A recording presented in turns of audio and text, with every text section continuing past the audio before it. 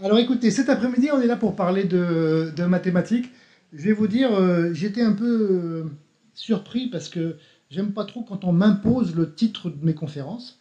Et cette année, la semaine des mathématiques, ça s'appelle le jeu et les mathématiques. Et je vais vous dire un secret, moi j'aime pas jouer. J'ai jamais aimé jouer aux cartes, tous ces trucs-là, ça, depuis que je suis petit, j'aime pas. J'aime pas.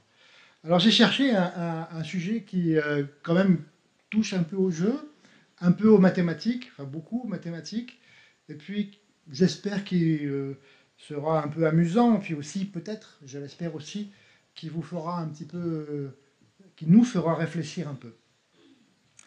Alors voici une première photo. Ce monsieur est un très grand physicien, euh, Erwin Schrödinger, l'un des grands fondateurs de ce qu'on appelle la mécanique quantique, tout au long du XXe siècle, né en Autriche.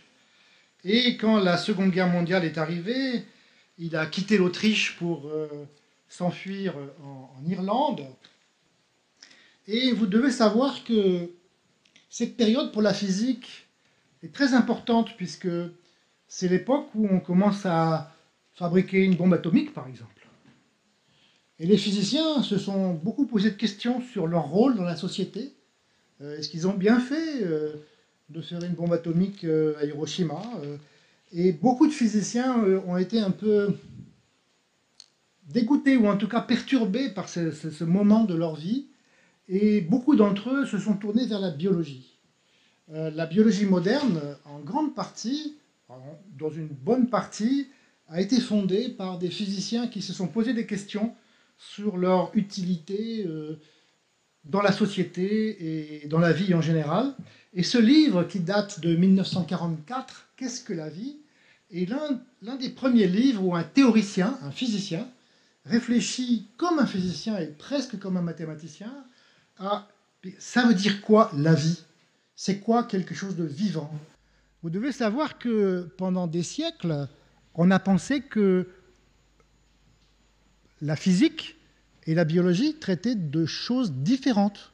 Il y avait les choses matérielles et les choses vivantes. Et les choses vivantes étaient animées par quelque chose que on ne savait pas trop comment l'appeler, l'élan vital.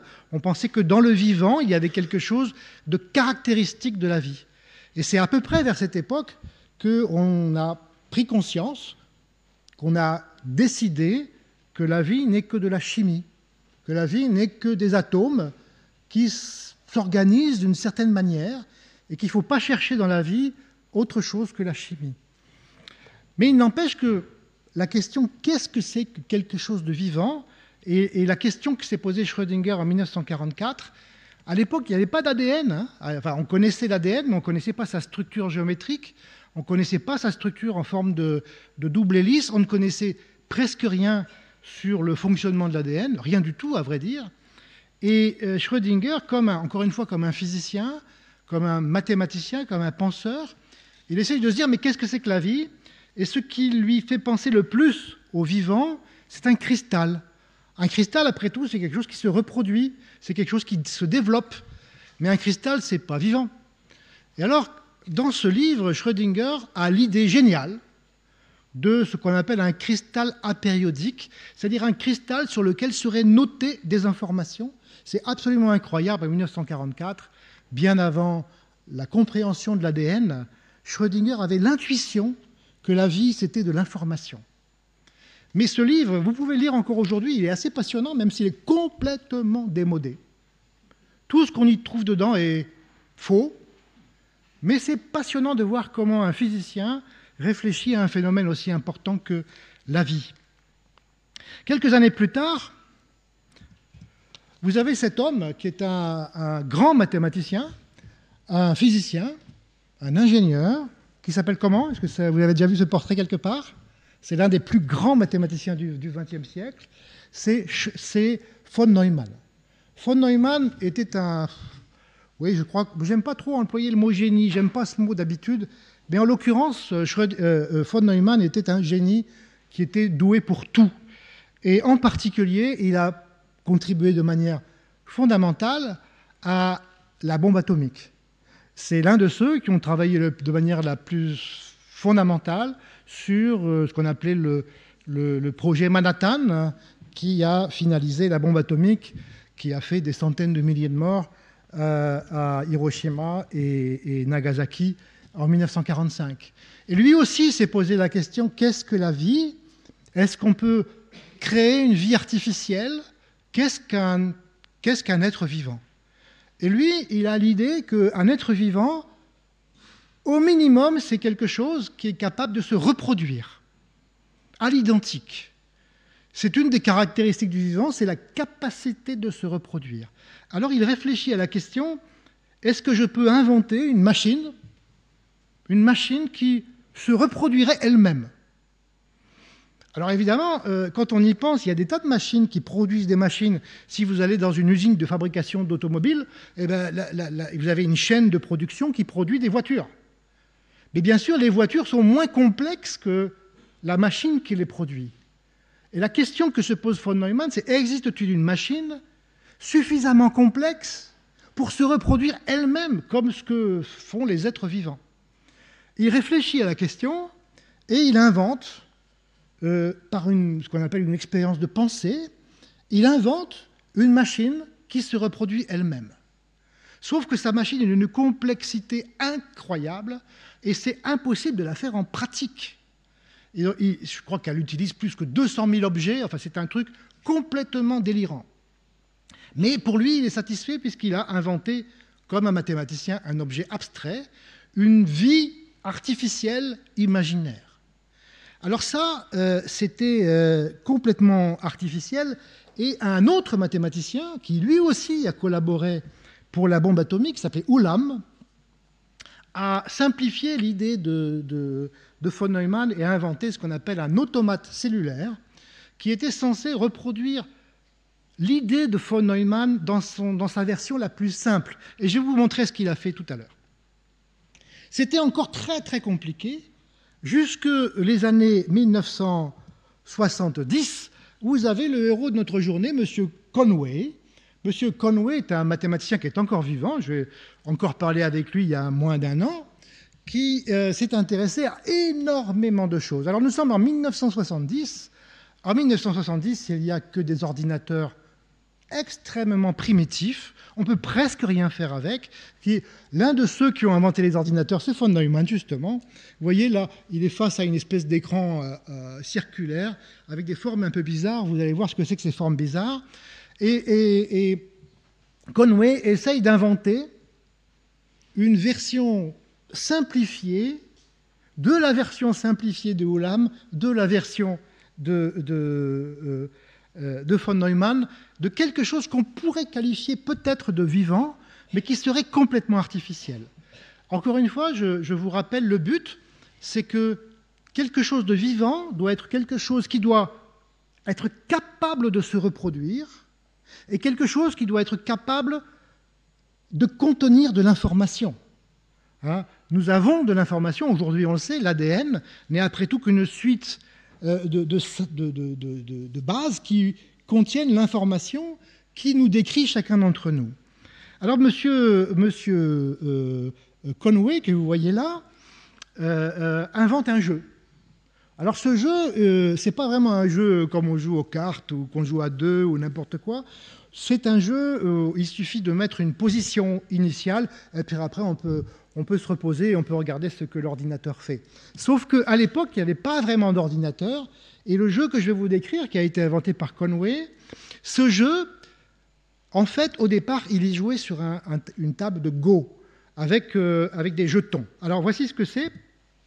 On a un quadrillage, et puis dans ce quadrillage, il y a dans certaines cases des jetons que j'ai mis ici en bleu. Alors on va penser que, pour notre analogie, on va penser que les jetons qui sont ici en bleu sont des cellules vivantes. Et quand c'est en blanc, c'est qu'il n'y a rien. Ou si vous préférez, il n'y a pas de vie. Et on va essayer de voir comment une telle population de cellules peut évoluer au cours du temps. Alors regardez. Voici une cellule toute seule dans son coin. bleue, vivante, et on regarde ce qu'il y a autour. Alors autour d'elle, il y a 8 cases. 1, 2, 3, 4, 5, 6, 7 et 8.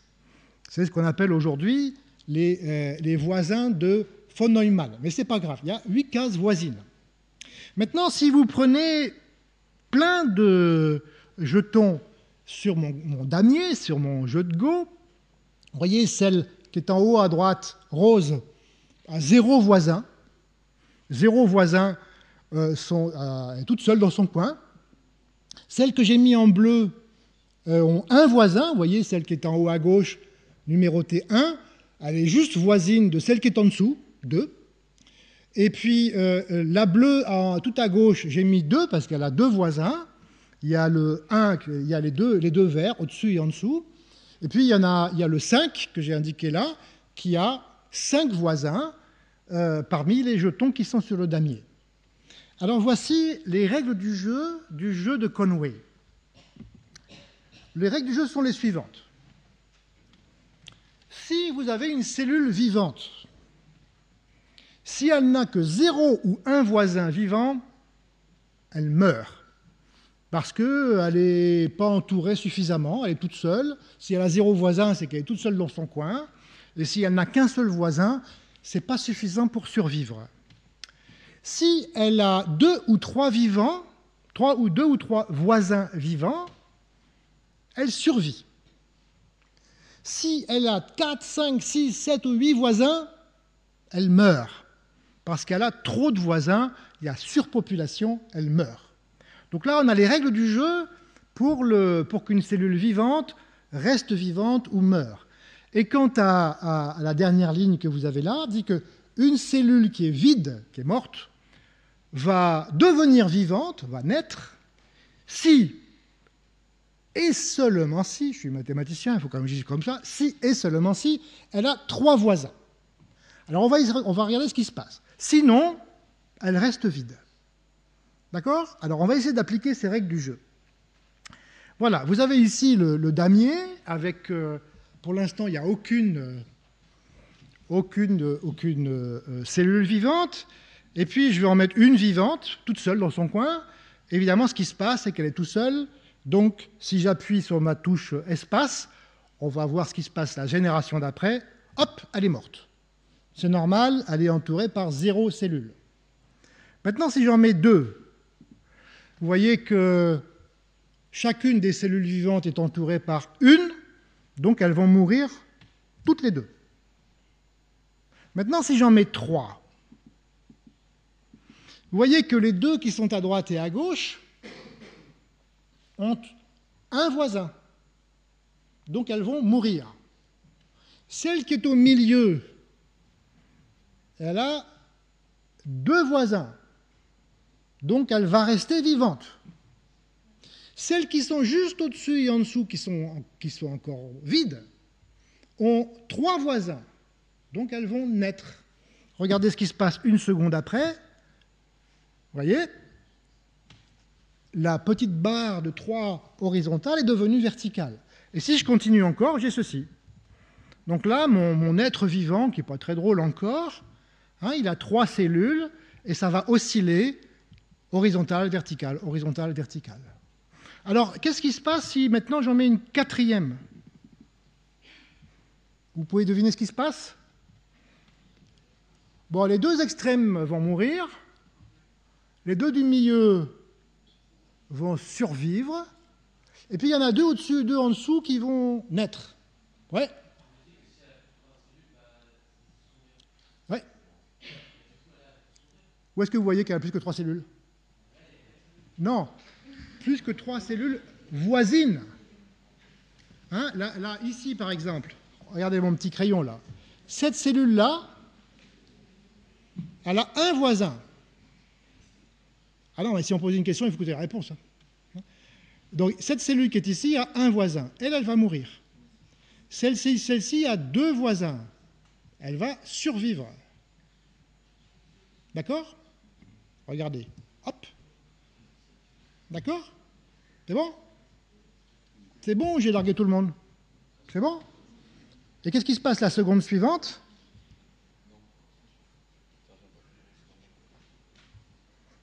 Et voilà, ça ne bouge plus. Maintenant, tout le monde est content, plus rien ne se passe. Alors, qu'est-ce qui se passe si j'en mets maintenant 5 ? On va en mettre 6 ou 7. Qu'est-ce qui va se passer ? On y va ? Toc, toc, toc, toc, toc, toc.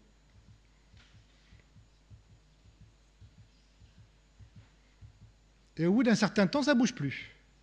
Donc mes 5 sont partis, ont commencé à vivre leur vie. Il y a des cellules qui sont nées, il y en a qui sont mortes.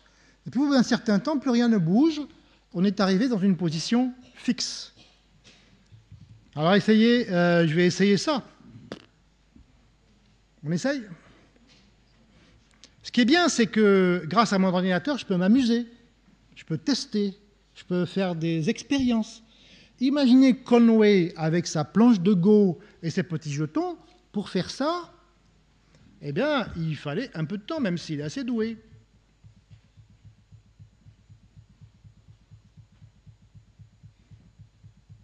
Hop, ça s'arrête là.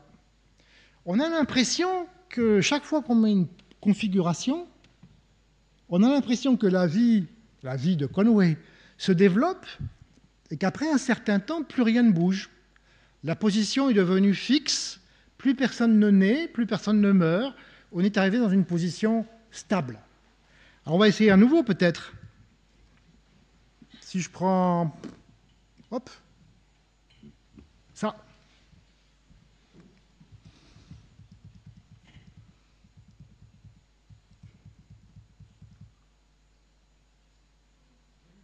Oula, Conway ne pouvait pas le faire, ça, hein ? Et qu'est-ce qui se passe ? Ça s'arrête jamais ?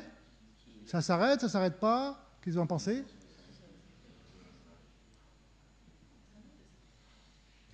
On a déjà fait, vous voyez, c'est écrit en haut à gauche, on est à la 325e génération. Comme je suis fatigué d'appuyer sur le bouton, j'appuie sur Return, hop, regardez ce qui se passe. Ah ! Ouais. Il y a un petit truc qui s'est échappé. Et ce truc qui s'est échappé, Conway les a découverts et il les a appelés des planeurs. Il y a un petit planeur qui s'en va, 5 planeurs qui s'en vont, et regardez ce qui se passe. Au bout d'un certain temps, le cœur central ne bouge plus. Enfin, plus précisément, je vais zoomer un peu pour qu'on regarde ce cœur là. Regardez ce qui se passe. C'est pas que ça bouge plus, mais ça bouge plus beaucoup. Vous voyez ?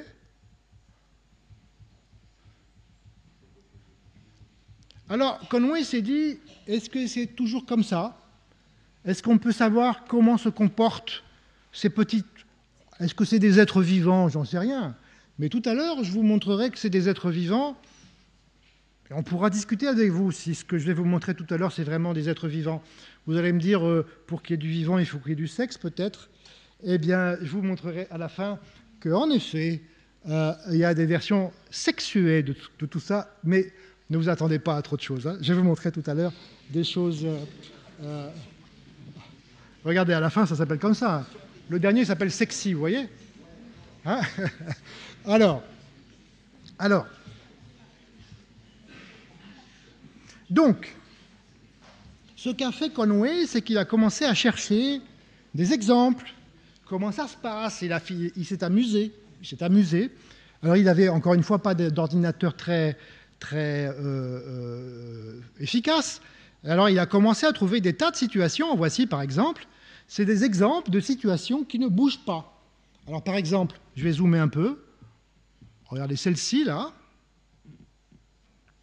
Hop. Cette configuration-là ne bouge pas. Si j'appuie sur ma barre d'espace, il ne se passe rien du tout. Vous voyez, chacune de ces zones blanches reste blanche, les cellules vivantes restent vivantes, les cellules mortes restent mortes. Il ne se passe rien. Et vous voyez que si on cherche, et Conway l'a fait, on trouve plein de configurations, il ne se passe rien. Et puis si on cherche un peu plus, on trouve des configurations périodiques. Regardez celle-ci, par exemple. Ça, c'est une configuration qui, toutes les 16 secondes, redevient identique à elle-même. Hein, une espèce de... Alors, comment ça s'appelle? Ça s'appelle un oscillateur. C'est comme ça qu'ils appellent. Et alors, des oscillateurs, on en trouve plein, plein, plein. Regardez, par exemple. Voici plein d'oscillateurs. Alors, à côté, il y a marqué la période. Si vous cherchez un oscillateur de période 7, le voilà. Vous avez ici des oscillateurs qui évoluent et toutes les 7 secondes reprennent leur position initiale. Et ça, on trouve ça en recherchant à la main. Et alors, vous voyez, il y a des oscillateurs de période 2, 3, 4, 5, 6, 7, 8, 9, 10, etc. Vous n'en voyez pas de période 17. Vous n'en voyez pas de période 17. Et pour cause, personne n'en sait rien. Sur ce jeu de Conway, le jeu de la vie, il y a une communauté sur Internet incroyable, il y a des tas de forums, il y a des tas de sites d'amateurs qui essayent de trouver des positions soit rigolotes, soit intéressantes, soit de toute nature. Et par exemple, l'une des premières questions qui préoccupe ces internautes concernant le jeu de la vie, c'est est-ce qu'il existe un oscillateur de période 17 ? Alors, on peut dire que c'est intéressant, pas intéressant, on peut le prendre comme un jeu, on peut... et vous voyez, 16, il y en a, 22, il y en a, et en fait, on ne connaît à peu près rien sur le fonctionnement des oscillateurs. Mais pour revenir à ce que je vous ai dit tout à l'heure, on a vu que quand on prend des trucs alignés, hop là, alignés comme ceci, il peut se passer des choses très différentes. Eh bien, personne n'a la moindre idée de savoir quelle régularité, quelle structure il y a. Regardez, je lance ça, hop, disparu. Peut-être qu'il est encore là, il faut que je fasse des zooms un peu. Disparu. Alors, ce qui s'est posé, Conway, c'est est-ce que c'est toujours comme ça? Est-ce qu'après un certain temps, ou bien ça devient un oscillateur, ou bien ça disparaît? Et il a trouvé des configurations vraiment étonnantes qui ont vraiment perturbé notre pauvre Conway. Et il a trouvé des situations qu'il a appelées des die hard. C'est des configurations qui ont vraiment du mal à mourir. Alors je vais vous montrer une configuration qui a du mal à mourir. Alors celle-ci, regardez, elle est petite, elle va se développer, et après 130 secondes, elle va disparaître. On appelle ça des Mathusalem. C'est des configurations qui vivent très longtemps avant de disparaître. Regardez, c'est parti. Hop là. Attendez, on ne le voit plus. On va recommencer parce que il faut que je vous mette Non, il faut lui mettre un truc qui s'appelle... Voilà, AutoFit. Hop, c'est parti. Ah, j'ai fait une bêtise encore. Hop, c'est parti. Hop. Vous voyez, à la génération 130, il est mort. Et après, on a trouvé des Mathusalem encore plus durs à vivre. Je vous en montre un qui contient 125 cellules vivantes. Et si je vous le montre, c'est que c'est le dernier né des Mathusalem. Il a été découvert le 6 mars dernier par un amateur du jeu de la vie. C'est un Mathusalem qui va vivre 1192 secondes avant de mourir. On y va.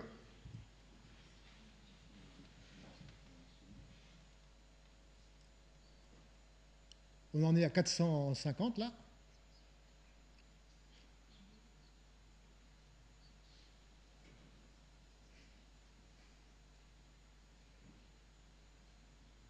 Hop, il est mort. Alors, jusqu'à présent, on n'a pas vu grand-chose. On a vu des configurations, c'est pas vraiment la vie, quoi. C'est la vie, la mort, quoi. Hein, c'est-à-dire, les configurations partent, commencent à se développer, et puis au bout d'un certain temps, elles ne bougent plus, ou bien elles font des oscillateurs, ou bien elles meurent. Alors, Conway a vite fait de découvrir le planeur. Le planeur, c'est ce qu'on a vu tout à l'heure, je vous le montre. C'est une petite configuration qui se promène gentiment, qui n'est pas fixe, mais qui se déplace tranquillement.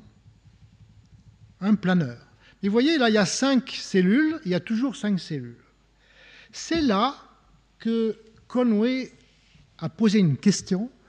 Et en fait, il y a un article qui est paru dans un journal, le Scientific American, écrit par un grand journaliste qui s'appelle Martin Gardner. Et il a mis au concours une question. Il a promis $50, ce n'était pas beaucoup foulé. Il a promis $50 à celui qui trouverait une configuration qui se développerait et qui grandirait sans limite. Donc il cherchait une configuration qui exploserait et dont on pourrait s'assurer que jamais elle ne meurt. Est-ce que ça existe, une configuration comme ça? À vrai dire, Conway pensait que ça n'existait pas. Donc il s'agit de mettre sur le damier des cellules, et il s'agit de voir si on peut les mettre de telle manière que le nombre de cellules va grandir à l'infini. Alors il n'y croyait pas trop, jusqu'au jour où un certain monsieur Gosper a inventé un canon. Et le canon, le voici. C'est le canon de Gosper. C'est une configuration un peu bizarre, et vous allez voir que ce canon va envoyer un boulet de canon qui va être en fait un planeur. Ce planeur va se promener dans l'espace, et le canon va envoyer un deuxième boulet de canon, puis un troisième, puis un quatrième. Alors on y va, regardez. Vous voyez que le canon envoie des boulets qui sont des planeurs. Et vous voyez que le nombre de cellules vivantes augmente continuellement.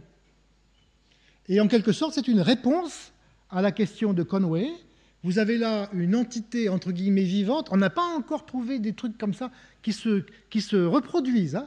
N'oubliez pas ce que je veux faire. Hein. À la fin de cet exposé, je vais vous montrer une cellule qui se reproduit à l'identique à elle-même. Pour l'instant, vous voyez, c'est un canon qui envoie des planeurs. Mais c'est quand même intéressant de voir qu'on a pu trouver ça sans ordinateur. Hein. Vous voyez, c'est quand même... Il fallait penser à mettre les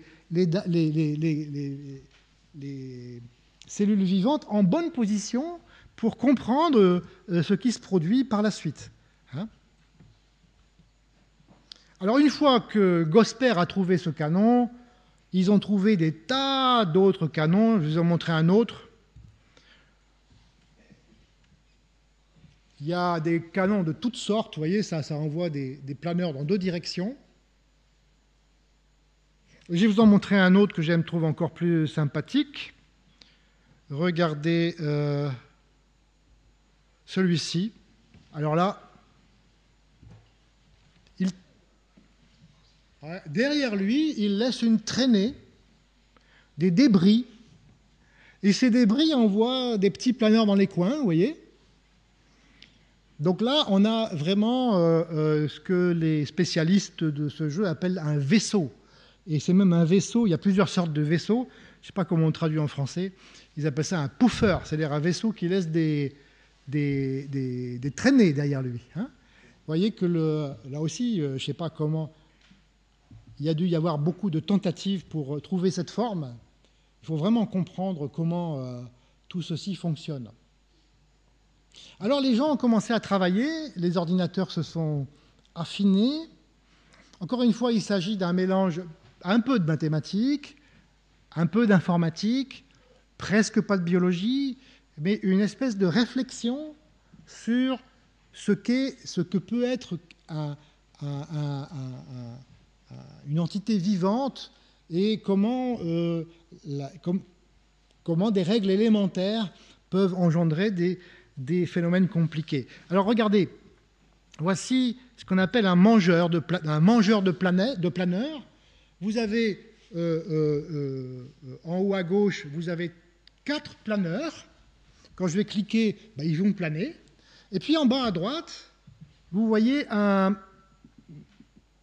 qu'on appelle un mangeur de planeurs, c'est-à-dire c'est une structure qui va bouffer les planeurs, qui va les arrêter. Regardez, les planeurs arrivent dedans, tombent dedans, ils meurent. Alors vous voyez, quand on a ça, on peut commencer à fabriquer des tas de choses. On peut penser que c'est un peu comme des organes élémentaires qui vous permettront de fabriquer des objets. Alors, je vais vous montrer, pour montrer un peu un exemple de choses qu'on peut faire, vous avez ici une position. Je dois vous préciser que le logiciel que j'utilise là pour vous montrer ce jeu, que Conway aurait rêvé d'avoir, hein, parce que lui, il était avec ses jetons sur sa planche de Go. Ce logiciel s'appelle Goly, G-O-2-L-Y. Et pour vous montrer que les gens ont pris tellement d'expertise qu'ils peuvent faire plein de choses avec, regardez, une configuration, hop.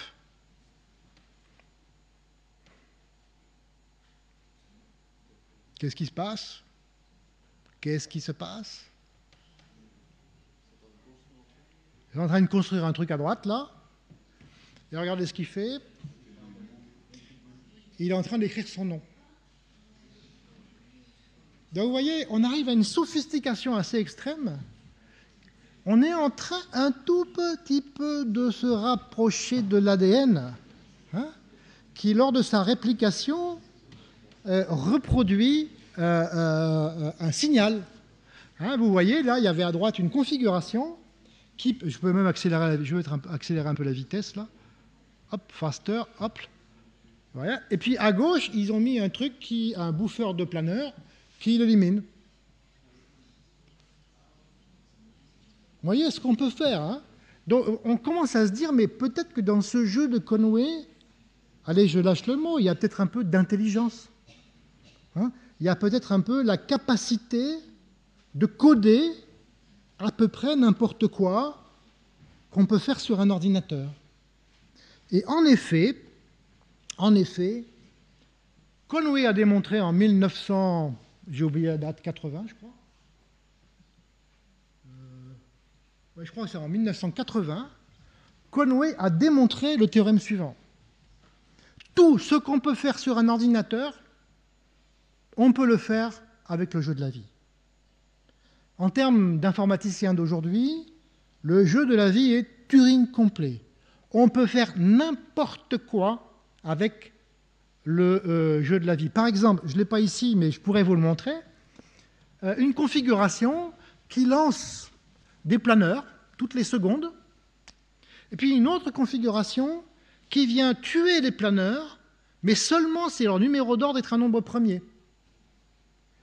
On peut faire calculer le jeu de la vie comme n'importe quel ordinateur. Et l'une des conséquences qui ont beaucoup frappé Conway, c'est la chose suivante, qui résulte d'un grand théorème d'informatique ou de logique qu'on appelle le théorème de Gödel, qui date de 1932, et que Conway a réinterprété dans le cadre de son jeu de la vie. La question est la suivante. Je vous donne une configuration sur l'écran. Je vous la donne. Est-ce que vous pouvez savoir si cette configuration va mourir un jour ou l'autre? Ou est-ce que vous pouvez trouver un programme d'ordinateur qui regarde la configuration et qui répond « oui, il va mourir », « non, jamais il va mourir ». Eh bien, le théorème dit que c'est impossible. Il y a des configurations, il est impossible de déterminer avec un ordinateur si une configuration va vivre ou mourir. Ça, c'est quelque chose qui a profondément perturbé les mathématiciens en 1932. Vous savez, les mathématiciens ont longtemps pensé qu'ils étaient les maîtres du monde, qu'ils comprenaient tout, qu'un jour ou l'autre, ils sauraient si tout est vrai ou tout est faux.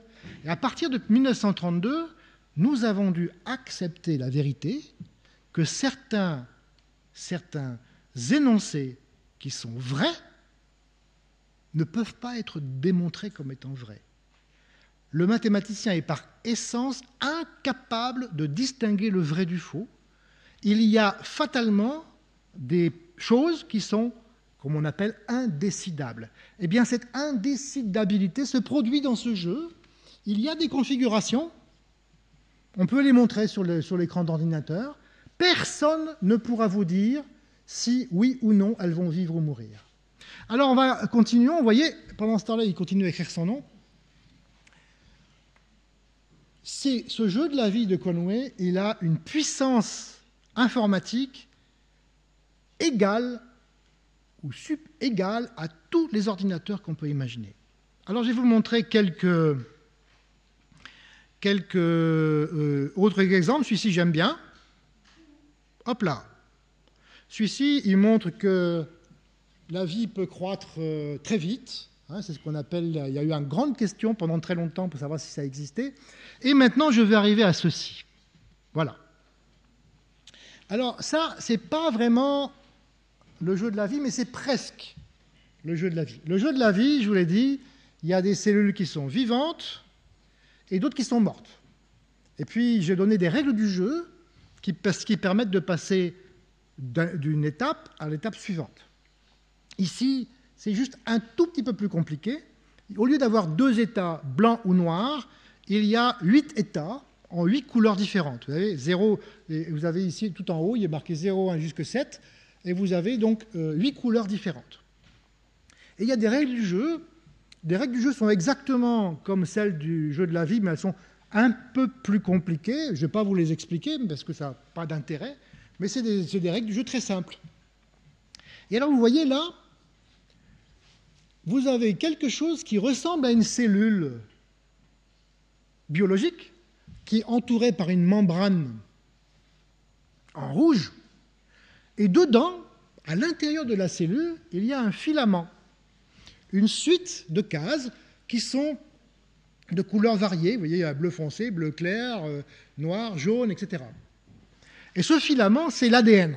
C'est l'ADN de la cellule. Bien sûr, c'est une image, ce n'est absolument pas une cellule vivante. Vous avez là un concept, enfin voilà, des points sur un plan, et dedans, il y a un filament qui contient une information. Et maintenant, quand je vais appuyer sur le bouton, cette cellule va se reproduire. Qu'est-ce que ça veut dire qu'elle va se reproduire? Vous voyez, en bas à droite, il y a la création d'une espèce de bras qui va sortir de la cellule. Dans le bras, l'ADN va se dupliquer et la cellule va se reconstruire un peu plus loin, identique à elle-même. Alors regardez, voilà, l'ADN tourne, à la bifurcation, vous voyez que l'ADN se duplique.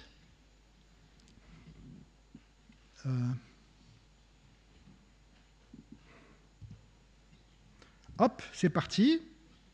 Et vous voyez que les cellules se dupliquent, sont identiques à elles-mêmes. Vous voyez, ce qui est intéressant, c'est que le bras se développe, transporte son ADN, se reproduit identiquement à lui-même. Mais alors, ce qui est intéressant, c'est que lorsqu'un bras essaye de produire une autre cellule et que malheureusement, il y a déjà quelqu'un qui a déjà pris la place, le bras se rétracte et la cellule meurt. Regardez. Vous voyez, croissance de la cellule, et vous voyez les cellules qui sont au milieu, elles sont mortes. Elles sont complètement...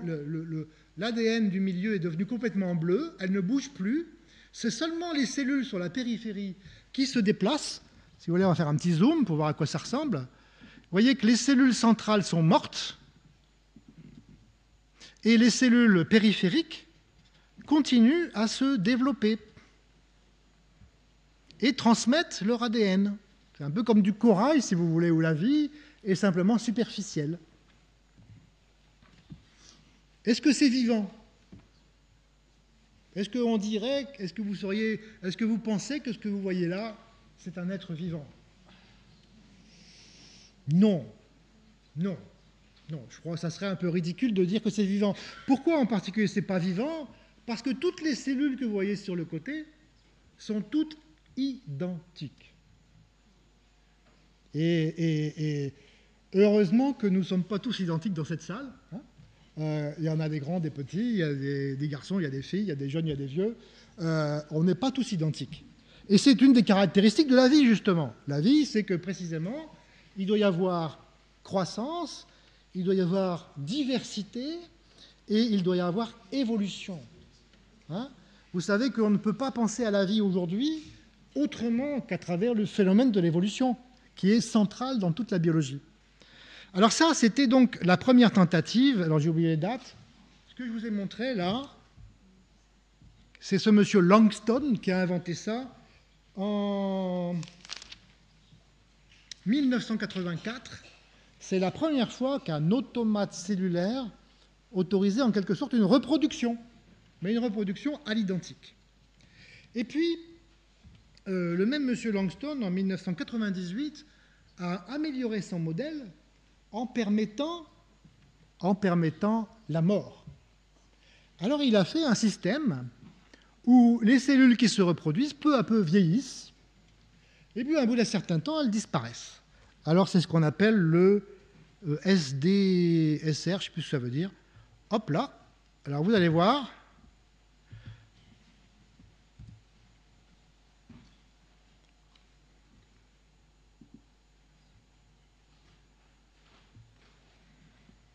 Alors là, vous avez des cellules, contrairement à tout à l'heure où elles devenaient inanimées, là, elles meurent.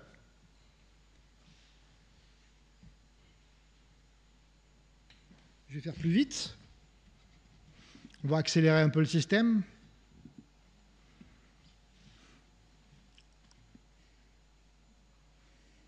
Hop.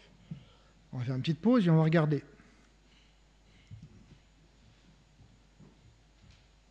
Regardez ce qui se passe. Il y a des espèces de débris. Il y a des cellules qui sont en train de mourir, quoi. Hein, vous avez par exemple... pas bien à prendre le truc. Où est-ce qu'on va trouver ça?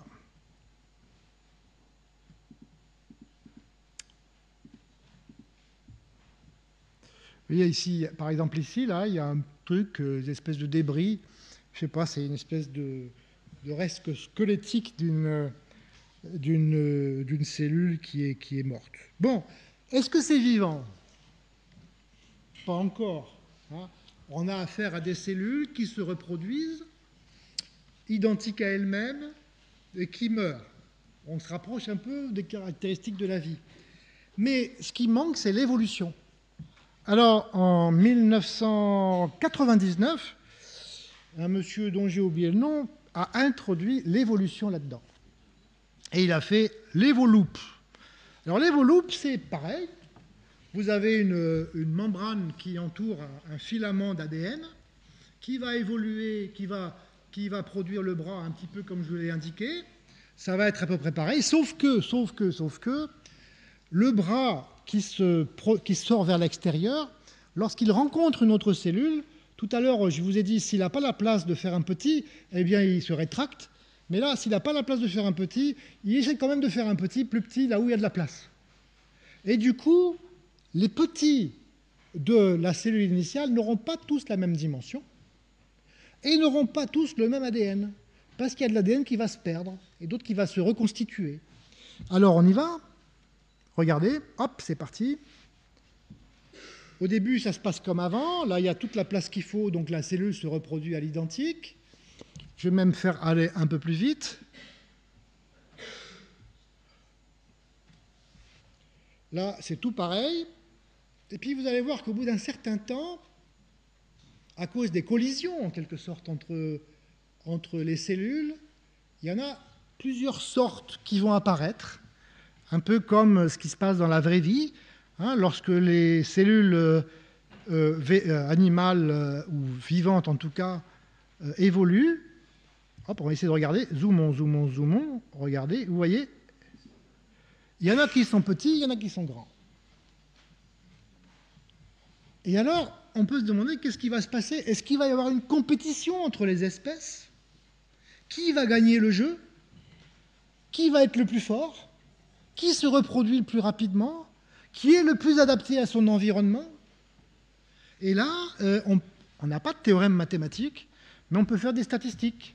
Et en effet, beaucoup d'informaticiens ont étudié ces images, ont compté le nombre de spécimens dans chaque espèce, et ont pu vraiment assister en direct, en quelque sorte, à la lutte pour la vie, à l'évolution darwinienne.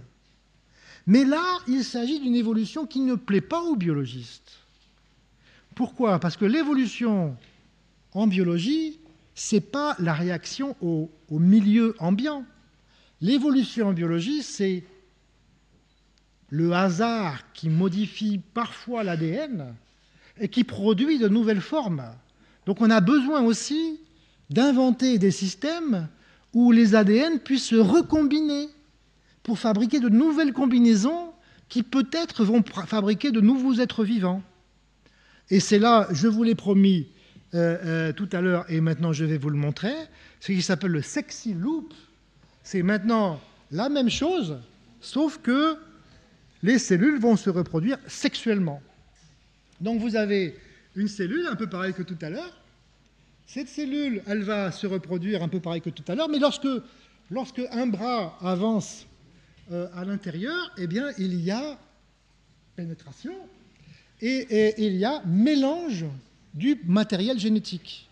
Les deux filaments des deux cellules se mélangent de manière un peu aléatoire parfois et produisent un nouveau filament qui va produire de nouveaux phénomènes et qui va produire une vie. Hein? Alors, on va lancer la machine, la voilà, et puis on va regarder ce que ça donne. Et là, on voit apparaître, peut-être qu'il faut que j'aille plus vite, parce que l'évolution, c'est lent. Voilà. Au début, ça ressemble un petit peu. Je ne sais pas pourquoi ça change de couleur d'ailleurs. Et là, ça devient un peu n'importe quoi. Hein. Et là, vous voyez, on voit. Je vais peut-être arrêter. Hein. Et si on zoome, je vais essayer de voir si on peut. Vous voyez ici, par exemple, il y a deux petits là. Hein. Et puis, si on cherche bien, est-ce qu'on va voir. Vous voyez, par exemple, ici, là. Ici, vous avez deux cellules qui sont en train de faire des choses ensemble, c'est-à-dire en train de mélanger leurs ADN. Hein. Et puis, si on continue, je vous avais dit, hein, c'est pas non plus trop sexy. Voilà. Hein. Et donc, vous avez là une configuration un peu complexe. Et donc, les statisticiens, des informaticiens, à vrai dire, des amateurs aussi, trouvent ça très intéressant. Et après, ils calculent, ils regardent s'il y a vraiment une lutte pour la vie, si certaines espèces. Alors, une espèce, c'est quoi? Eh bien, c'est une forme, hein, avec un ADN particulier. Si certaines espèces sont plus robustes ou moins robustes que d'autres, et ils arrivent vraiment à mimer quelque chose que, cette fois-ci, on peut presque considérer comme quelque chose de vivant. Hein. Alors, en fait, j'ai été plus vite que prévu, j'ai terminé mon exposé. Je voudrais juste conclure, peut-être en vous posant des questions. Hein. Si on continue à laisser tourner cette machine pendant des siècles, est-ce que vous croyez que ces choses vont finir par devenir intelligentes, conscientes? Est-ce qu'elles vont développer une science? Est-ce qu'elles vont avoir peur? Par exemple, on est presque, ça n'existe pas encore, mais bientôt on aura ce genre de configuration un peu plus compliquée, avec des structures qui peuvent manifester de la peur. Par exemple, en présence d'un prédateur, elles peuvent s'enfuir. C'est quelque chose qui est facile à faire et qui sera fait bientôt.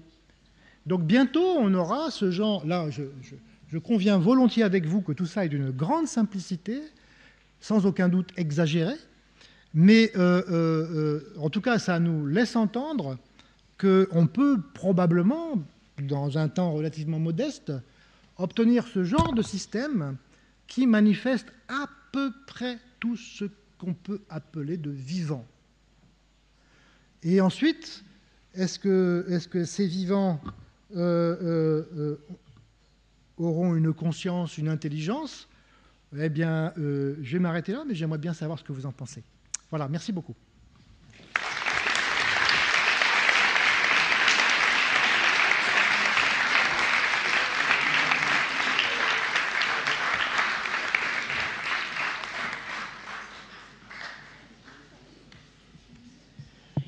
Merci beaucoup, Étienne. Alors, qui se lance pour poser des questions ou répondre à la question? Juste un mot d'abord, je vous montre Vous pouvez vous amuser à télécharger ce logiciel que je vous ai montré. C'est gratuit, on peut s'amuser. Voilà.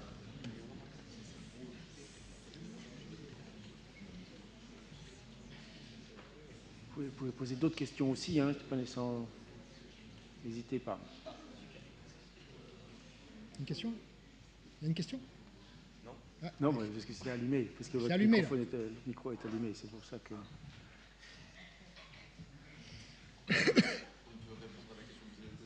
Oui, allez-y, allez-y. Ah, oui, il faut appuyer sur le bouton rouge, là, voilà. Voilà. Très bien.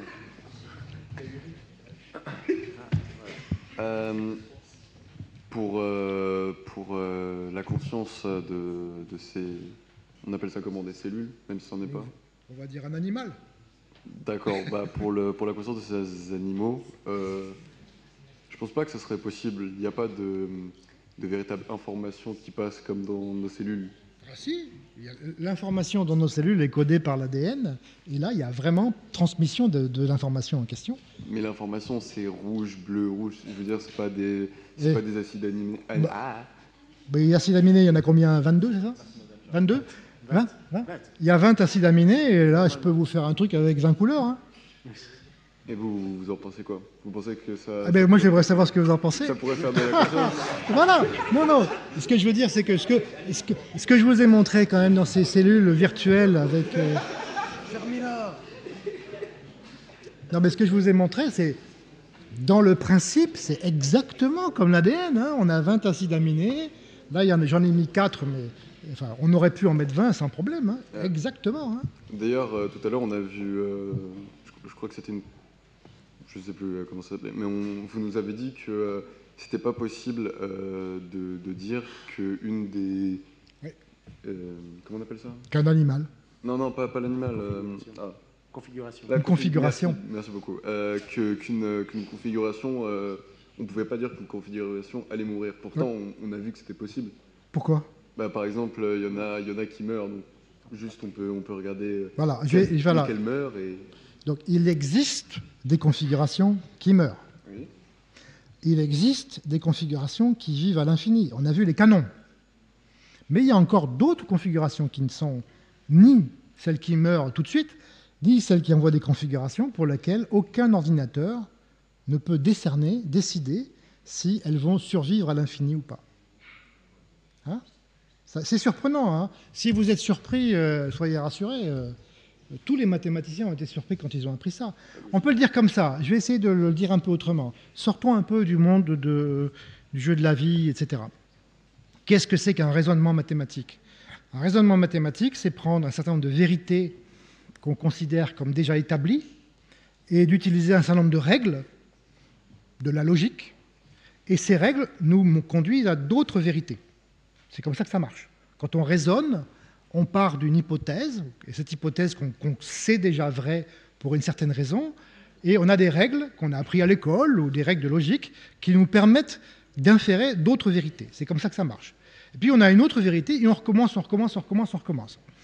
Alors quand on veut démontrer, on donne une assertion, et on va savoir si elle est vraie ou elle est fausse, eh bien on fait marcher sa logique, on développe des syllogismes, des méthodes de logique, et puis quelquefois on arrive à démontrer que c'est vrai.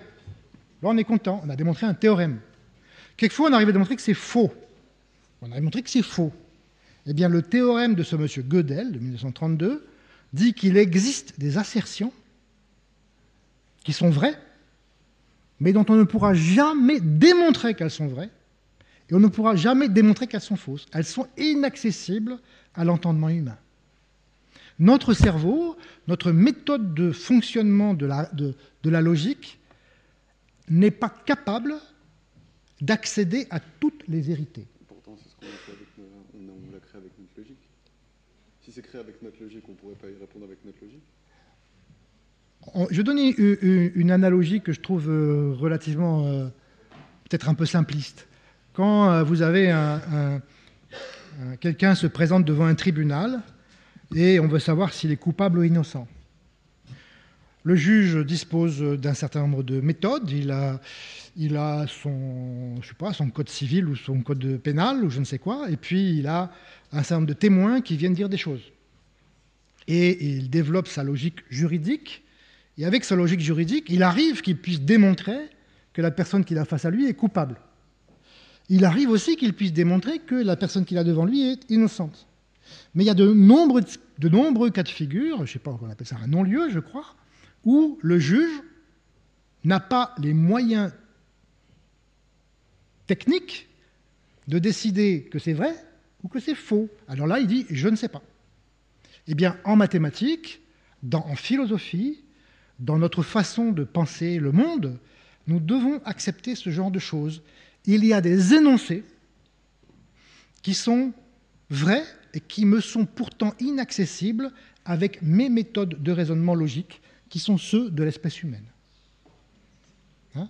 Alors, encore une fois, je ne veux pas vous perturber, ça veut dire qu'il y a des théorèmes qui sont vrais, mais qu'on ne peut pas démontrer. Voilà.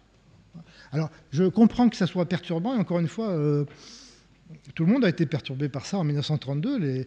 L'un des plus grands mathématiciens du 19e siècle et début du 20e siècle, qui s'appelait David Hilbert, avait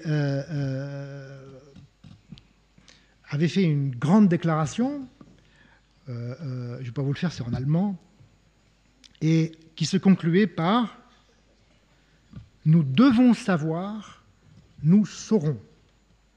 Et l'année suivante, Gödel démontrait qu'il s'était trompé. Il y a des choses qui sont inaccessibles à l'entendement humain.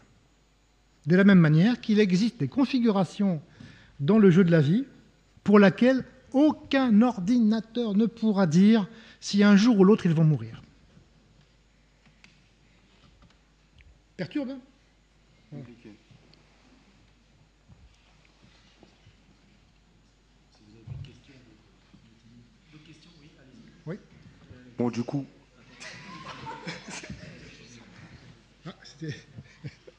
Ouais. C'est vrai que c'est très joli tout ça, mais en fait, je voulais savoir, dans le fond, à quoi ça sert? Pour la science, pour l'avancée. Voilà. C'est une question qui est tout à fait justifiée. Je vois qu'elle est mise de manière un petit peu... Voilà. Je vais dire comme ça. Savoir ce qu'est la vie, ça ne vous intéresse pas? Si. Est-ce que vous ne pensez pas qu'une même question peut être abordée de multiples façons différentes? Et l'approche que je vous ai présentée aujourd'hui, elle est certainement extrêmement théorique. Elle perturbe. Je suis sûr qu'un biologiste comme Eric n'est pas directement intéressé par cette question. Mais c'est simplement le point de vue d'un mathématicien, en l'occurrence Conway, qui essaye de comprendre d'un point de vue fondamental et théorique qu'est-ce qu'on peut appeler la vie. Et moi, ça m'intéresse. Voilà. Mais je sais qu'il y a des tas de choses qui m'intéressent et qui n'intéressent pas d'autres. Hein. Par exemple, récemment, il y avait une éclipse de lune. Hein, et j'ai trouvé que je me suis levé à 4h30 du matin pour voir l'éclipse de lune. Et le soir, je téléphone à mon fils pour dire il y avait une éclipse de lune. Et mon fils me dit « Mais papa, tu dois savoir que ça ne m'intéresse pas ». Et donc, je comprends très bien que les intérêts des uns et des autres sont variés. Moi, la réflexion théorique, moi je suis un théoricien, hein. Dès que je fais un bricolage, je me fais mal aux doigts. Mais j'aime réfléchir à des choses théoriques, par exemple sur qu'est-ce que la vie, comment elle peut arriver, et des questions du genre qu'est-ce que la conscience humaine. Je pense que c'est une question qui mérite qu'on y réfléchisse. Voilà.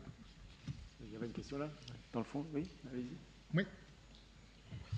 Je voulais savoir comment, à partir de cases comme ça, on pourrait, ou de programmes, on pourrait réussir à leur apporter des sentiments, de la peur, de la joie, voire de l'amour. Parce que ça reste quand même un programme informatique. Oui. Alors, ça reste bien sûr un programme informatique, et je comprends très bien cette réaction. Et qu'est-ce que la peur chez un être humain? Est-ce que ce n'est pas justement quelque chose qui correspond à un déferlement de je ne sais quelle hormone? Est-ce que la peur n'est pas tout simplement quelque chose de complètement chimique. La peur ou l'amour, je vais encore plus loin. Hein, je suis d'accord que l'amour que je vous ai montré là était un peu primitif. Mais en tout cas, je ne peux pas répondre à votre question, mais après, ça devient très philosophique. Hein, mais je pense que beaucoup de nos sentiments sont chimiques. Hein, alors, je vais vous dire pourquoi je trouve quand même un peu optimiste l'exposé que je vous ai fait aujourd'hui. C'est que précisément le théorème de Gödel dont je vous parlais, montrant que ça a beau être des réactions très simples, chimiques, très élémentaires, il reste une incapacité à comprendre qui fait partie un peu du système. Donc voilà, donc ce que je veux dire, c'est que même si ces petites bestioles, peut-être un jour, pourraient avoir un sentiment amoureux, aucun ordinateur ne pourra répondre s'ils sont amoureux ou pas, quoi. Voilà. Étienne, si je peux me permettre, oui. Il y a une question encore? Oui. Ah oui, allez-y. Yes, ok. Yes. Non, je me posais juste une question parce que c'est présenté comme assez révolutionnaire et je me demandais, est-ce qu'on l'utilise actuellement, est-ce qu'on utilise ça pour coder? Est-ce que, par exemple, dans la recherche pour les intelligences artificielles, c'est utilisé? Ou, juste ça, c'est un exemple de ce qu'on appelle la vie artificielle. C'est un exemple très simple. J'ai choisi un exemple très simple. Il y a un très grand, peut-être que vous connaissez ce nom, Wolfram. Wolfram est un très grand informaticien qui a par exemple fondé le grand logiciel mathématique qui s'appelle Mathematica. Donc, peu importe. Ce monsieur a publié il y a quelques années un très gros livre que je vous encourage à consulter, qui s'appelle A New Kind of Science, dans lequel le principe général de ce livre, c'est que tout s'explique en termes d'automates cellulaires. Je vous ai montré un exemple d'automate cellulaire. Le livre entier essaye d'expliquer l'univers dans son intégralité en termes de ces petites règles locales de base. Donc il y a bien sûr le jeu de la vie, mais il y a des tas par exemple, il y a un chapitre entier consacré au mouvement des fluides, où il arrive à modéliser ce qu'on appelle les équations Navier-Stokes, qui décrivent le mouvement des fluides visqueux en termes de ces automates cellulaires. Donc un grand nombre d'informaticiens aujourd'hui sont persuadés que les automates cellulaires dont je vous ai parlé sont vraiment la brique élémentaire pour expliquer la science dans son ensemble. D'accord. Voilà. Okay. Donc et puis le fait aussi, je vous ai dit que le jeu de la vie est Turing complet. Ça veut dire que dans le jeu de la vie, il y a tous les ordinateurs. Et déjà, ça explique que ce que je vous ai montré, c'est pas rien, quoi. Ça contient tout le raisonnement informatique est là. Mais c'est pas révolutionnaire ce que je vous ai raconté aujourd'hui. Hein. C'est assez connu en fait. Hein. Voilà. Peut-être tu peux expliquer Turing complet, ce que ça veut dire.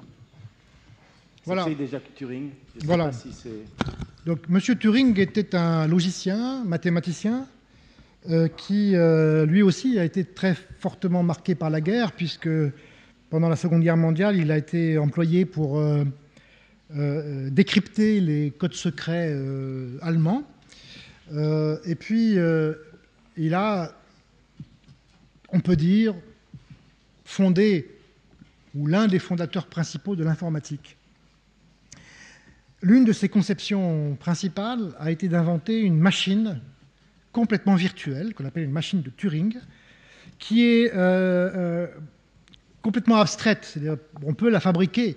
Par exemple, mes collègues à Lyon, au laboratoire d'informatique, en ont fabriqué une en Lego. C'est très grand. Et cette machine a la capacité de faire n'importe quel calcul. Alors peut-être qu'elle met très longtemps pour faire le calcul, mais n'importe quel programme auquel vous pouvez penser peut être écrit dans cette machine de Turing. Ce Macintosh qui est ici est une machine de Turing complète, parce que cette machine-là, je peux lui donner Goli et elle fait ce que je vous ai montré, je peux lui donner Word et elle fait Word, je peux lui donner Mathematica et elle fait Mathematica, je peux lui donner ce que vous voulez à manger et elle fait ce que je lui demande de faire, et elle peut faire tout ce que je peux penser un jour. C'est ça ce qu'on appelle comment ça s'appelle, l'idée générale de Turing, c'est que tout ce qu'un être humain peut un jour imaginer est en principe programmable dans un ordinateur. Alors bien entendu, le programme d'ordinateur sera très très très long, peut-être qu'il ne sera pas efficace, mais dans le principe, une machine Turing complète peut faire tout ce qu'un être humain peut en principe faire. Et le jeu de Conway est Turing complet. Voilà. D'accord. Oui. Bonjour. Je voudrais savoir, donc ce jeu, il doit expliquer qu'est-ce qu'est la vie. Comment? Ce jeu, le programme, il explique qu'est-ce qu'est la vie. Non. Une question aussi compliquée que qu'est-ce que la vie n'a certainement pas une réponse unique. Hein.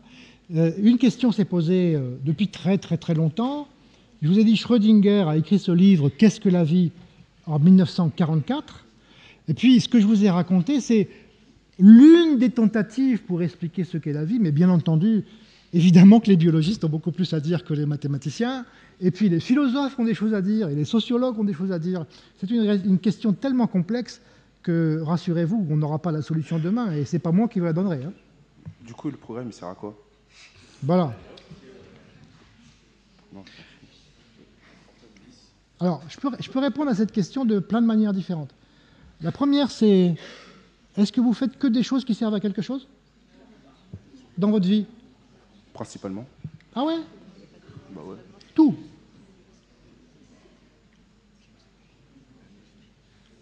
Est-ce que vous pensez pas que c'est bien d'avoir une réflexion sur la vie? Si, ça m'est utile du coup. Voilà.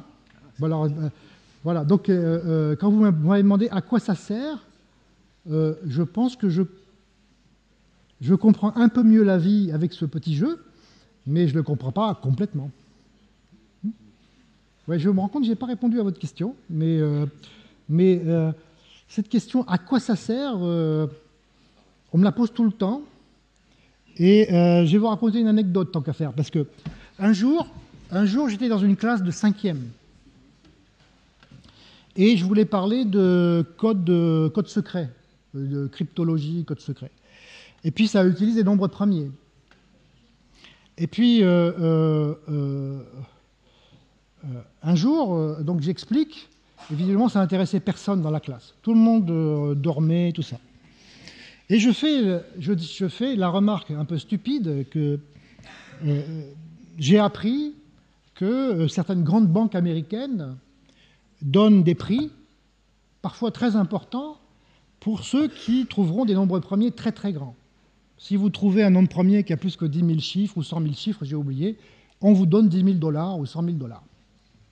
Alors j'explique ça aux élèves, et il y a un élève dans la classe qui crie comme ça, « Mais monsieur, qu'est-ce que vous faites ici? Retournez chez vous et trouvez-le, ce nombre premier. » Alors j'ai été un peu perturbé par cette question. Et je lui dis, mais dans la vie, il n'y a pas que l'argent. Alors, je vais voir une élève qui était dans la classe de 5e, et je lui dis, est-ce que tu aimes la musique? Elle me dit, bah oui, j'aime la musique. Et je dis, est-ce que tu aimes la musique pour l'argent? Et elle me répond, bah oui. Et vous riez, mais le prof qui était dans la classe, c'était le prof de musique. Et après, j'ai parlé avec ce prof de musique. C'était pas un lycée parisien, hein, c'était à Béthune. Bon. Oula. Attention, moi je suis du nord de la France. Hein. Bon, alors, le prof de musique me dit, mais qu'est-ce que vous croyez? Il s'est moqué de moi en disant, qu'est-ce que vous croyez? Pour ces élèves, la musique est une occasion d'opportunité sociale pour devenir célèbre, pour passer à la télévision, etc., etc. Donc c'est une vérité. Donc ça m'a fait vraiment réfléchir à la question que vous posez, à quoi ça sert? Eh bien, ça peut servir à devenir célèbre, ça peut, même pour moi, personnellement, ça sert à mieux comprendre. Et franchement, si je suis mathématicien, c'est pour comprendre. C'est à peu près la seule chose qui m'intéresse dans les maths, c'est la compréhension. Alors après, on peut dire ça sert à rien. Je suis prêt à accepter cette critique, moi je l'accepte volontiers. Voilà. Étienne, il y avait une question de l'autre côté. Là. Allez-y, appuyez sur le... Oui. Il faut appuyer sur le bouton pour avoir là. Ah, voilà. Non, mais il est trop poli, c'est ça. Voilà. Bonjour, du coup, je m'appelle Joseph Sardimachian. Je suis à l'école Massillon. Je voulais juste savoir, étant donné que chaque génération correspond à un nombre, est-ce que si on définit, enfin si on décide de parler d'une génération T, d'une génération T plus 1, etc., on ne peut pas décrire en fonction de ce qui se passe au moment... dire ce qui va se passer au moment T plus 1 en fonction de ce qui s'est passé au moment T, et donc pouvoir décrire le comportement d'un système? Je ne sais pas si ma question est claire. Je crois la deviner. Donc là, il s'agit... En fait, vous êtes en train de poser la question que les philosophes appellent du déterminisme. C'est-à-dire, est-ce que le présent détermine le futur? C'est ça votre question. Est-ce que si je connaissais l'état complet de l'univers maintenant, est-ce que je peux en déduire, grâce à des savants calculs, la position de l'univers dans une seconde? Ouais, en quelque sorte, Est-ce que je peux déduire le temps 1 à partir du temps 0 ? Ouais. Alors ça, c'est un grand débat. Ça a été au centre de la science pendant des siècles. Aujourd'hui, la mécanique quantique va un peu dans un sens un peu opposé. Enfin, on peut en discuter pendant très longtemps, mais en première approximation, notre univers est déterministe. En première approximation, et c'est un peu un dogme de la science d'aujourd'hui. Hein ? Oui ? Bonjour. Si vous comparez ce que vous appelez ces animaux justement à des êtres vivants, dans ce programme, ils respectent des règles très strictes. Oui. Or, les animaux, ils ont quand même une conscience, ou même les humains ont une capacité de prendre des décisions. Donc, comment est-ce qu'on peut comparer Est-ce que vous croyez que vous ne respectez pas des règles strictes, vous aussi ? Est-ce que votre corps n'est pas en permanence en train de respecter les règles de la chimie ? Mais on peut toujours prendre une décision spontanée. Et qu'est-ce que ça veut dire? Quand vous prenez une décision spontanée, en quoi est-ce que vous rompez le déterminisme dont on parlait tout à l'heure? Ça veut dire quoi, prendre une décision? Vous prenez une décision en fonction... Votre décision que vous prenez, elle est le résultat de ce que vous recevez du monde extérieur. Le monde extérieur vous envoie un certain nombre d'informations, puis vous traitez cette information dans votre cerveau, des circuits électriques, des circuits chimiques, exactement comme le jeu de la vie. Et puis tous vos neurones font des machins, des trucs. Et puis au bout d'un certain temps, vous allez à droite ou à gauche. Et cette décision que vous avez prise est d'une extrême complexité, bien plus compliquée que mes petits trucs que j'ai fait aujourd'hui. Mais dans le principe, elle est analogue à ce qu'on a vu aujourd'hui. Mais je ne suis pas en train de dire que vous ne prenez pas de décisions, mais les décisions que vous prenez, quand on essaie de les analyser jusqu'au fond, du fond, ces décisions ne sont finalement que le résultat de milliards de jeux de la vie. Mais vous n'êtes pas d'accord, peut-être. Voilà. Non, c'est quand même très pessimiste de penser qu'on est déterminé dans tout ce qu'on fait. Non, moi je suis pas pessimiste. Non. Il faut se rendre compte que ce pessimisme doit être confronté avec l'immensité du nombre de possibilités. Donc, dans la mesure où on a un nombre de possibilités qui s'offrent à nous, qui est absolument gigantesque, c'est ça notre liberté. Notre liberté, c'est l'immensité des choix possibles. Oui. Est-ce qu'au bout d'un moment, on peut observer une sorte d'évolution plus complexe que ce qui était prévu de base, on va dire? Oui, alors écoutez, moi je vais vous dire, j'ai regardé, moi encore une fois, je suis que modérément spécialiste de ce que je vous ai raconté. Les choses évoluent très vite, et au sens propre, c'est-à-dire que le Sexy Loop que je vous ai montré date de 2007, et puis en 2015, il y a eu un autre Sexy Loop plus développé. Donc les gens travaillent là-dessus, et je pense qu'on peut leur faire confiance que dans 20 ans, là, sur cet écran, on verra des choses bien plus concluantes. Je suis d'accord avec vous que ce que je vous ai montré, on est très loin de voir quelque chose de vivant, mais je pense que ça va avancer très vite. Mais est-ce que ça étonne dans le sens où c'est des fonctions supérieures, presque les mêmes que les nôtres, qui n'étaient pas prévues de base, qui peuvent apparaître? Ça étonne, parce que je ne sais pas, il faudrait demander à Eric, mais Eric, le fait que la vie n'est que la chimie, Il a fallu des siècles, n'est-ce pas, pour qu'on en prenne conscience. Hein. C'est-à-dire qu'aujourd'hui, tous les biologistes savent bien que la vie n'est que la chimie, mais si ça avait été, il y a 100 ans, un exposé dans cet endroit, si le secrétaire perpétuel de l'époque avait dit « la vie n'est que la chimie », les gens auraient hurlé, parce que c'était quelque chose qui a 100 ans, non? Oui, l'urée, quoi, colère en 1850. Donc en 1850, le fait que la vie n'est rien d'autre que la matière, c'était quelque chose d'incroyable. Donc il y a eu des choses qui se sont passées, c'est très très étonnant. Hein. Donc je ne serais pas étonné que dans 50 ans, on vous montre sur des ordinateurs qui seront plus sophistiqués que celui-là, des vraies choses vivantes totalement artificielles. Oui. Ouais. Encore une question là. Oui.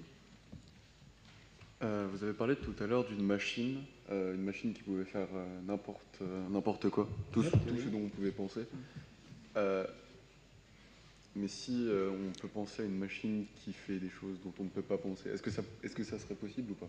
Est-ce que ça serait possible de faire une machine qui fait une chose qu'on ne peut pas penser? Oui. Oula, ça vient de la philosophie de haute volée, ça. Voilà. Alors, je vais vous donner un truc très simple. Vous avez appris en maths les nombres entiers, les nombres relatifs, les nombres rationnels et les nombres irrationnels. Vous avez appris les irrationnels?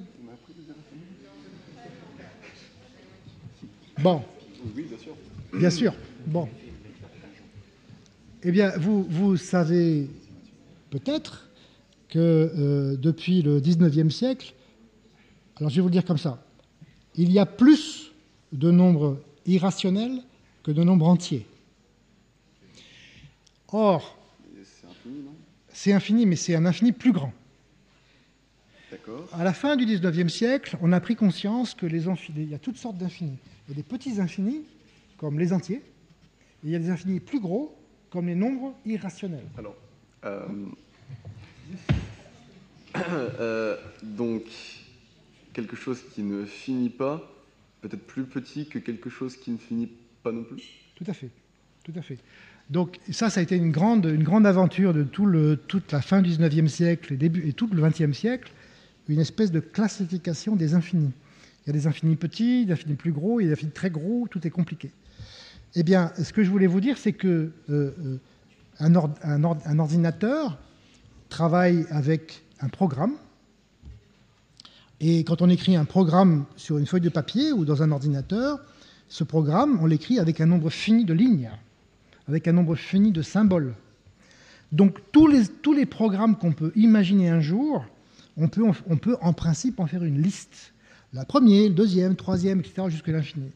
Et comme il y a plus de nombres réels que de nombres entiers, il y a donc des nombres irrationnels qui sont inaccessibles à l'ordinateur. Mais c'est pas possible qu'un ordinateur crée des symboles, par exemple? Si, il peut en créer 1, 2, 3, une infinité, mais une petite infinité, pas suffisamment pour créer tous les symboles. Voilà. Ah, et vous avez dit tout à l'heure que un Macintosh, donc c'est une machine. Comment vous avez appelé? Turing complet. Une machine Turing complet. Ouais. Est-ce que tous les ordinateurs, c'est des machines tous les ordinateurs du commerce aujourd'hui sont Turing complet, oui. D'accord. Ouais. Pas seulement, mais c'était pas une publicité pour Apple. Non, non. Mais Turing l'a inventé pendant la Seconde Guerre mondiale ou un petit peu avant. Mais avant. Oui, avant. Donc avant. Ça n'existait pas, évidemment. Ouais, mais il a inventé le concept d'une machine qui serait capable de faire tout ce que font les machines. N'importe quelle fonction ou n'importe quel paramètre, quel programme qu'on lui donnait. Est-ce qu'il y a encore une question? On ne voit plus. Il y a encore d'autres questions? C'est vrai. Quand vous dites que ça sert à comprendre la vie, pour vous, c'est-à-dire comprendre comment les cellules se développent, c'est ça que vous voulez dire? Parce que moi, j'ai pas bien compris. Vous savez,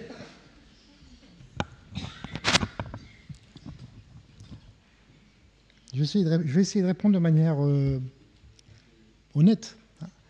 Je vais répéter ce que j'ai dit tout à l'heure. Faire des mathématiques, c'est comprendre. Si on regarde l'étymologie du mot « comprendre », ça veut dire mettre ensemble. Hein? Donc, ce que fait un mathématicien, c'est qu'il essaye de trouver des règles simples qui permettent d'expliquer le plus grand nombre possible de situations. Donc si je vois diverses formes du vivant, quand même la vie se présente sous un nombre de formes extraordinairement grand, j'ai envie de comprendre s'il y a quelque chose de commun à toutes ces formes de vie. Qu'est-ce qu'il y a de commun à la vie en tant que telle? Et là, ce que je vous ai montré aujourd'hui, ce n'est pas une explication de la vie, c'est un cadre général, celui des automates cellulaires, dans lequel on peut décrire de manière grossière, certes, mais quelque chose qui ressemble à la vie et qui essaye de trouver ce qu'il y a de commun à toutes les formes de vie. C'est en ce sens que j'appelle comprendre. Je ne suis pas biologiste, je comprends à peu près rien à ce que fait Eric, mais j'essaye de comprendre, comme un mathématicien, des structures communes à tous les êtres vivants. Oui? Bonjour. Juste une question. Votre programme, là, il n'est pas capable de faire quelque chose d'aléatoire? Ah, ça c'est une excellente question. On pourrait très bien, d'ailleurs certains l'ont fait, je crois, ajouter dans le programme de Goli, là, que je vous ai montré, on pourrait très bien ajouter un petit peu d'aléa. C'est-à-dire qu'à chaque étape, on applique les règles, et puis une chance sur 1000, on change un blanc en un noir, par exemple. Et certaines personnes l'ont fait ça, en effet, et ça montre d'autres phénomènes, bien entendu. Maintenant, vous n'êtes pas sans savoir que mettre quelque chose d'aléatoire sur un ordinateur, c'est pas facile. Parce qu'un ordinateur, par définition même, il fait ce que je lui demande de faire. Ou alors c'est que je l'ai mal programmé. Et demander à l'ordinateur de sortir un nombre aléatoire, quelquefois il y a des touches. On peut appuyer sur le bouton et ça nous sort un nombre aléatoire. Mais en fait, c'est ce qu'on appelle un pseudo-aléatoire. Ce sont des programmes qui font semblant d'imiter l'aléatoire et qui en fait n'en sont pas. C'est un vaste problème mathématique de demander à une machine déterministe, à un ordinateur, à un programme, de fabriquer de l'aléa. Ce qui fait qu'au bout du compte, dans n'importe quel ordinateur, les choses qu'on croit aléatoires sont en fait déterministes. Donc effectivement, on pourrait rajouter de l'aléa dans les programmes du jeu de la vie, ça rajouterait un petit peu de sel à tout ça, mais au bout du compte, ça ne serait pas aléatoire. Voilà. Et pourtant, ce serait très intéressant au niveau vivant, parce que sans l'aléatoire et sans les mutations, on ne pourrait pas évoluer. Oui, donc il faut bien l'introduire quelque part. Oui, il y a des contraintes quand même sur l'aléatoire. Oui, tout à fait. Je crois qu'il y avait une question là au bout. Il n'y avait pas une question pas venue en doigt. Oui. Oui. Est-ce qu'un programme peut créer un autre programme? Comment? Est-ce qu'un programme peut créer un autre programme? J'adore ces questions, parce que c'est exactement ces questions que se sont posées Gödel et Turing au début du XXe siècle. Est-ce qu'il y a des programmes qui écrivent des programmes? Bravo, c'est une super question. Je vous laisserai, non, franchement, c'est exactement le genre de question qu'il faut se poser. Est-ce qu'un programme peut écrire un programme? Et en effet, quand je vous ai dit tout à l'heure, von Neumann qui dit est-ce que je peux inventer une machine qui se reproduit elle-même? Ce que von Neumann comprend comme difficulté, c'est que si la machine contient une instruction pour se reproduire, elle va se reproduire. Ah oui, c'est enregistré, mais moi je ne parle pas pour Internet, je parle pour eux. Voilà. Donc si on demande à une machine de se reproduire à l'identique, ça serait assez facile. Il suffirait que la machine, on lui dise prends un boulon, tourne 3 fois comme ci, etc. Mais il faut que l'instruction de construction, il faut qu'elle soit également reproduite. Quand une cellule vivante se reproduit, l'ADN sert à 2 choses. D'abord, il sert à donner l'instruction à la cellule reproduis-toi, et ensuite, il se copie dans la nouvelle cellule. Donc le programme intervient 2 fois. Il intervient d'abord comme une instruction de construction, puis il intervient comme une reproduction de lui-même. Et la question que vous avez posée, elle est excellente. Excellente. Encore une excellente question. Voilà. Ici derrière toi. Un micro, un micro.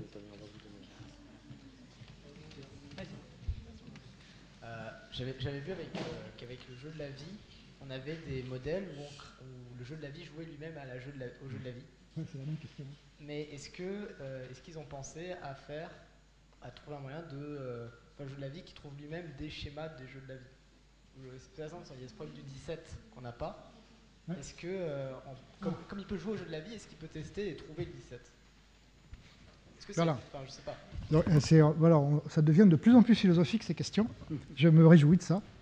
Donc la question c'est, est-ce que on peut demander au jeu de la vie de jouer au jeu de la vie, et on peut demander au jeu de la vie si oui ou non il existe un oscillateur de période 17. C'est ça. Autrement dit, vous êtes en train de me demander, est-ce qu'il existe un ordinateur qui ferait mon travail de mathématicien? Hein? Est-ce qu'on peut me remplacer par une machine? Non. Et si, bien sûr. Bien sûr, voilà. Donc la question est la suivante, c'est est-ce qu'on peut remplacer un mathématicien par une machine? Alors, jusqu'à présent, ça n'a pas été le cas parce qu'il manque la créativité, bien sûr. Hein. Mais un jour, peut-être. Mais de toute façon, quoi qu'il arrive, à cause de M. Gödel, il y aura toujours une limitation. Même que ce soit moi ou une machine, il existera toujours des énoncés sur lesquels je sécherai toute ma vie, et l'ordinateur aussi séchera toute sa vie. Je ne trouverai pas il y a des questions qu'on me posera pour lesquelles je ne pourrai pas répondre, non pas parce que je suis trop bête ou parce que je ne calcule pas assez vite, parce que Gödel nous a appris que certaines questions sont inaccessibles soit aux machines, soit à l'entendement humain. Donc ça fait partie intrinsèque du raisonnement mathématique. Et on peut savoir quel type de questions sont dans ce Gödel a explicité un certain nombre de questions absolument incompréhensibles que je ne vais pas expliquer, mais je vais en donner un exemple très simple. Imaginons qu'on ait des petits carrés, et les carrés, on en a beaucoup. Et les petits carrés, leurs côtés sont colorés en bleu, rouge, vert ou noir. Et puis, on en a plein, et on veut paver sa cuisine avec des carrés, et on veut que deux carrés qui se collent, les couleurs sont les mêmes. Donc on veut paver la cuisine avec ces carrés, en sorte que les côtés soient de même couleur. Voilà une question. Alors maintenant, je vous donne des carrés, et je vous pose la question, est-ce que je peux le faire ou pas? Est-ce que je peux paver ma cuisine avec des carrés qui ont ces couleurs-là sur le bord? Eh bien, Gödel a démontré que non. On ne peut pas répondre à cette question. Comment? Non, les couleurs sont différentes. Hein.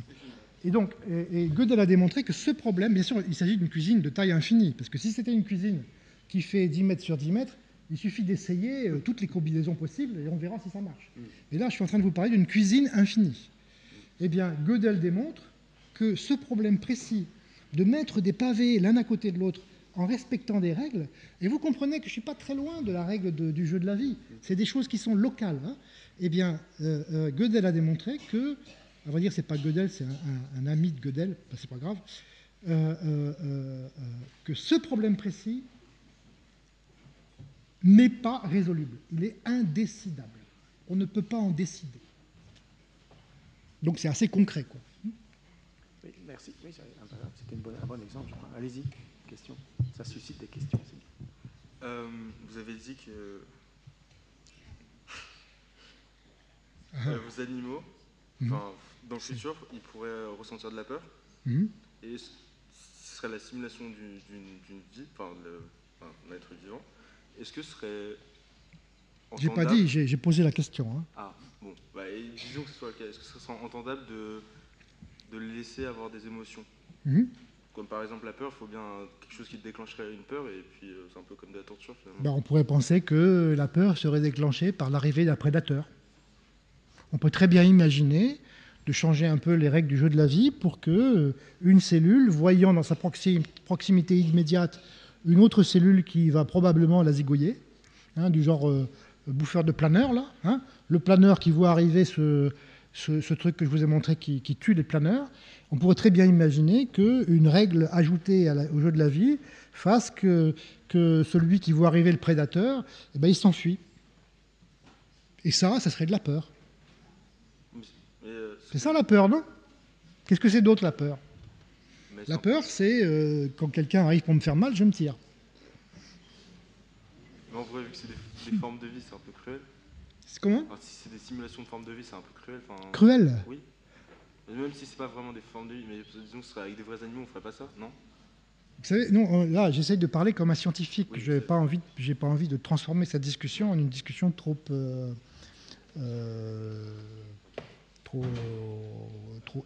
dans l'émotion. Hein. Moi, je suis pas en train de parler d'émotion, là. Il ne faut pas qu'on déraille trop, quoi. Voilà. Il y a une question là derrière toi. Voilà. Allez-y. Oui. Du coup, on pense pouvoir insuffler des sentiments à des choses qui ne sont pas pourvues de base. Enfin, c'est ça. Bah, oui.